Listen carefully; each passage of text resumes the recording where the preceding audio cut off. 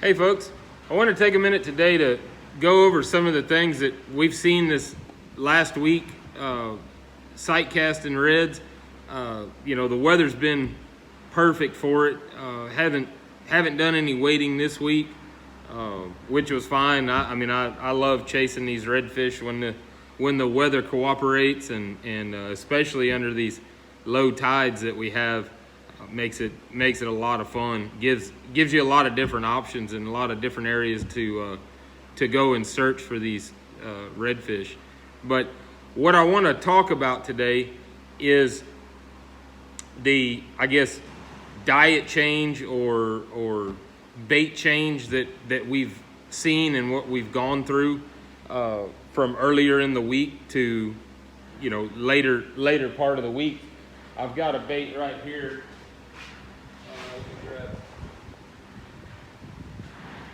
So we've gone from the bigger baits, okay? Magic Grass has worked really well, the pure chicken of the sea. But as the tide has dropped and fallen out, we found that they've wanted smaller baits and kind of a quieter presentation. And what I mean by that is something that offers, little splash when it touches down. These bigger baits, they make pretty good splash, especially on calm days. But what we've downsized to, we've come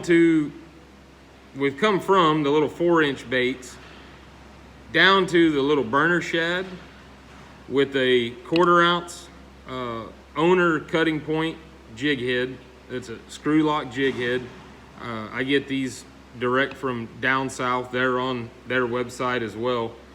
But then we've also gone, and I've talked about these little baits before. These are the Bugs lures, okay? I like them in the little 1/4 ounce jig head. This is Texas Tea or Black Gold. The color, I love the little split tail that it's got on it. But this pan head offers a very small splash, a small entry into the water, but then when it free falls in front of the fish, it kind of wobbles on down there, and the tail's fluttering the whole time it goes down. Same way with these little burner shad. It does not take a bunch of water to move that little tail. You present that to a fish and just let it free fall in front of their face. That paddle's wobbling the whole time. And again, makes for a great presentation.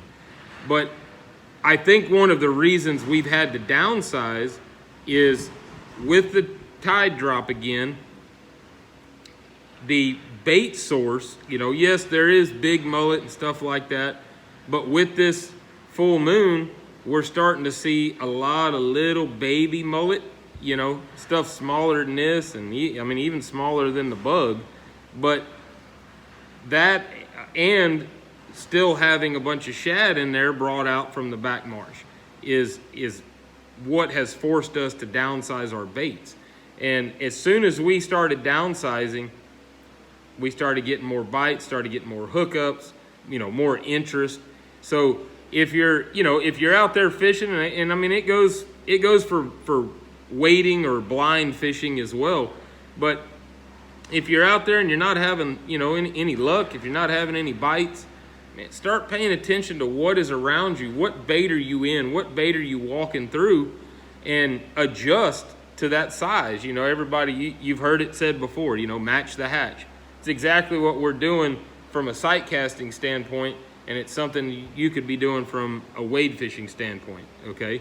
So pay attention to what bait is around you, and pay attention to what you're seeing being blown up on the surface, and adjust your baits accordingly, and I think you'll find you'll have a little more success. So like I said, just a helpful trick, but these burner shads and these bugs have been working magic for us this week. So hope y'all have a good weekend. Enjoy the weather. It looks like it's gonna turn off good for a few more days. Looks like we've hopefully got some rain coming our way. But anyways, enjoy the weekend and be mindful of others out there. All right, later.